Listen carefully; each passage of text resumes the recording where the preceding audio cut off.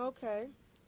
Well, you know what, guys? I mean, Matt and I, we enjoy taking over tonight, and we, understand that, there's a lot going on. But Joanna is sitting over there in the corner getting bent out of shape because don't nobody want to talk to Joanna tonight. And I think that's very unfair. I understand that, dear. Thank you so very much.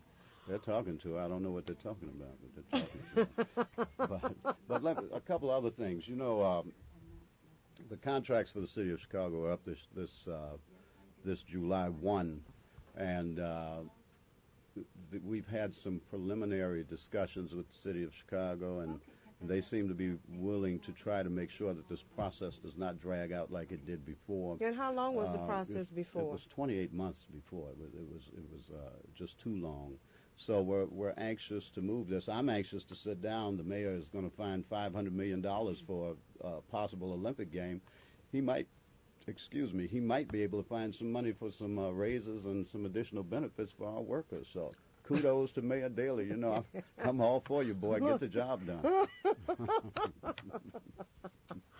I swear, you just have that sense of humor and that wit that just goes above and beyond sometimes. Me and the mayor, we got a thing going on. Yeah, joined at the hips, as they say. But getting back to the election, I think that a lot of people underestimated a lot of the runoffs that we have present before us going into April the 17th. I think that what we as labor showed to all of the various wards was that, don't become comfortable in the seat that you're in. Mm-hmm. Because if you have not been doing anything during your term, if you have not looked into the public that you're supposed to represent, and you're making this a part-time job instead of a full-time job, you will be replaced. Okay. With a lot of effort. Oh, hi there, caller. You're on the air. Yeah, how you doing? I'm fine. How about yourself? All right, doing good. I just want to congratulate Mr. Leroy Jones on his runoff, and just want to give him full support from members from O'Hare Airport. And we got some new volunteers going up there next Saturday and the following. Beautiful. Well, we'll be starting this Saturday, dear. We'll see you over there then. Okay, see you Thanks at 10. For the call. Thank Bye-bye. you. That's great. Yes, I think what people now are starting to wake up and realizing is that just because you held a seat prior, if you don't take the public's interest at heart, doesn't mean you'll be sitting there another term. Well, one of the things that I think was taken for granted was the will of the people. Also, this wasn't a major turnout, of course, because the turnout was relatively low. The mayor got fewer votes than he got before, then he got before, then he got before. Right. And with nobody exciting at the top of the ticket, it usually doesn't cause the kind of turnout in the wards that you'd want to see. But the people that did turn out sent a clear message that they're sick and tired of being ignored, just like you said. This city has been taken over by big interests, by big business. In the different wards, there are so many big breaks given to these so-called developers, and the schools are closing, the neighborhood schools are closing. They're taken over by charter schools, and people have to bus their kids or send their kids to different neighborhoods, and people are sick of that. We believe that you should be able to fix the problems in the neighborhood, not take the people and move them out of the neighborhoods and then let them come back. No, fix the problems in the neighborhood. And the other thing that I noticed when we were walking around in various precincts in the 21st Ward, where there were a lot of houses that were boarded up. And I thought to myself, oh my God, they don't even take the time to try to, refurbish the in the various precincts. They just go on ahead and just board up the house and people move on. I think that is such a shame. Well, some of the problem, of course, is the predatory lending that has gone on in the different areas, particularly in our areas and our communities. And some of these foreclosures that you see are a result of that. And one of the things that needs to be addressed and will be addressed, I'm sure, by Mr. Jones in the 21st Ward and the other progressive aldermen as they're seated in after the runoffs, is that these types of shysters will be questioned. The city council very rarely questioned before any plans that the mayor put forward. And I think now that it's going to be a little tougher to do business. It won't be business as usual, but it'll be business for the good of the communities involved. And as it should be. You know, like I said, I think a lot of times good intentions start out, and then complacency sets in, and now all of a sudden your seat is being challenged, and now you want to go out here and make 1,001 promises, which should have been going on the whole time you were doing your term. Mm-hmm. But because you thought that you weren't going to be threatened, and I'm not just talking about the 21st wards, I'm talking about from 1 to 50, Mm-hmm. you know, because there was never any challenges in the past, everybody became complacent. Everybody said, well, you know what, I got this. I'll get another term, you know, hands down, blah, blah, blah. And then all of a sudden the people started waking up and said, you know what, we don't have to sit still for this. We don't have to have you back in office. Yes, we are ready for a change, and that's not only the 21st ward, but all of them. Well, you want to take a caller here and see? Okay. Hi there, caller. You're on the air. Yeah, good afternoon. Good afternoon. Good evening. I was sitting here thinking, while I was looking at your program, how the voters didn't come out. Right. Maybe because some of them are so mad about what happened in 2004 with the retirees and get their back pay and stuff like that. So what do you think? Yeah, I think that was a huge issue. I know it was a huge issue for the retirees in Unit 2 and in the historical, what we call the historical unit that we deal with, and others as well, AFSCME, all of these unions that the city turned their back on the retirees. It kind of turned them off. One of the things that we definitely need, we need the retirees, we need the senior citizens to be involved in the process. Yes. I don't think they have been.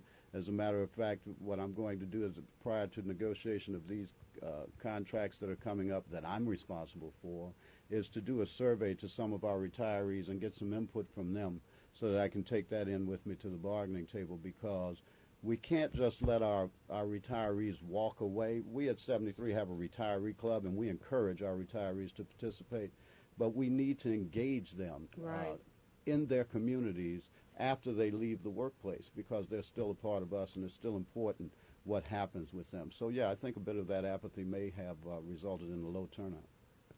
Okay. Hi there, caller. You're on the air. Hello? Yes. Hello? Yes.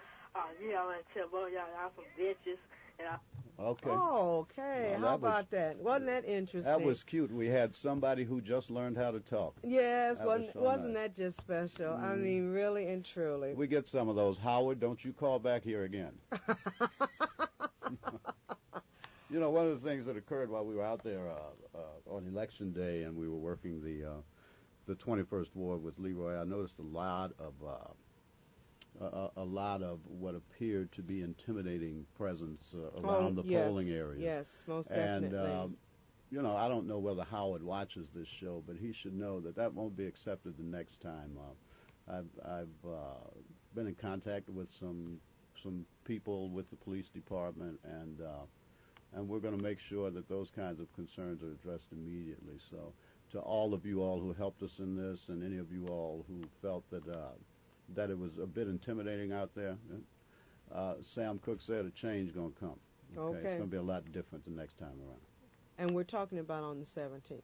I'm talking about on April 17th. Okay, then we got to definitely have a change. Yeah. Another thing that came to mind while we've been talking about this the whole time is, and I agree with you about the retirees, and I think a lot of times when people become of age, I don't want to say elder, but become of age, and have lived the life that they've lived, it's society's tendency to kind of like shove them into a corner and make them feel less than important. They don't want the knowledge that these individuals have, or whatever's going on. They don't want to ask the questions. It's like sit in the corner, grow old, and just eat your oatmeal or whatever, and just let me live my life. But we have to go back and we have to start embracing our elders, because they're only here, as well as ourselves, for a minuscule of time. Mm-hmm. And I think the more that you make them become involved, the more you start making them a part of a inner circle right. and make their importance known, then they will come out and vote. They will know that they matter. So I'm not just saying this because of the fact of the voting. I think there should be more elder clubs, people getting together for social events, Mm-hmm. people coming together for one common good and one common cause. And that's for communicating with one another, giving out ideas. I mean, because, you know, their ideas are just as great as the ones that you and I come up with. Well, they're probably a lot better because they contain some factual history from experience, and nothing is better than experience. Yes, we do have to honor our seniors. We do have to recognize the contributions that they have made, continue to make, and will make to society.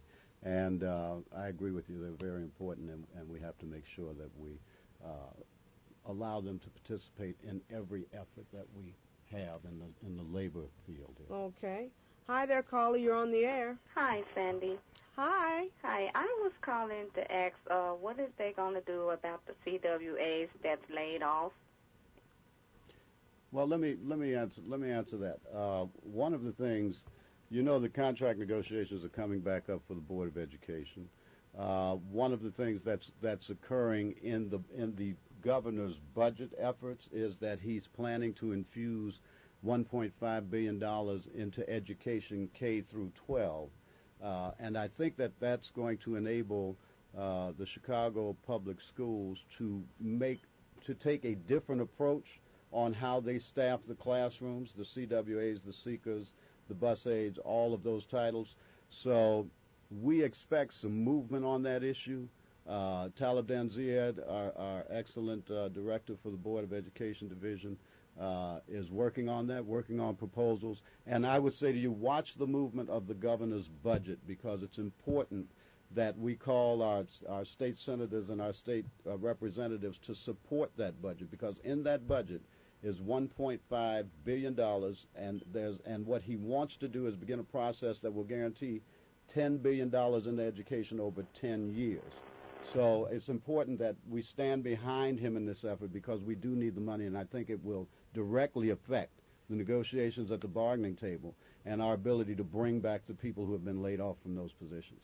And since you brought up the governor, I wanted to do a quick plug for April the 25th is Lobby Day in Springfield. And we're going down there for higher education and for the Illinois State Tollway. So stay tuned, and I will get the information for the tollway as well as higher education to you all during the TV show. Well, Mr. Brandon, dear Mr. Brandon. And Sandie, don't worry. I'm going to respect my seniors. I'll never forget you, darling. Oh, well, thank you. That makes me feel a whole lot better. Okay. Well, yeah, right. Left me on the side of the road. That's another story for another day. Okay, thank you. But anyway, what I want to say before we get off the air is that come out. Mm-hmm. Help us. We need everybody, either to phone bank Tuesdays and Thursdays or come canvassing with us every Saturday, starting this Saturday from 10 to 2. And the address is 7955 South Ashland. We're asking you all to come out and support our number one fan, Mr. Leroy Jones, Alderman for the 21st Ward. And with that, see you this time next week.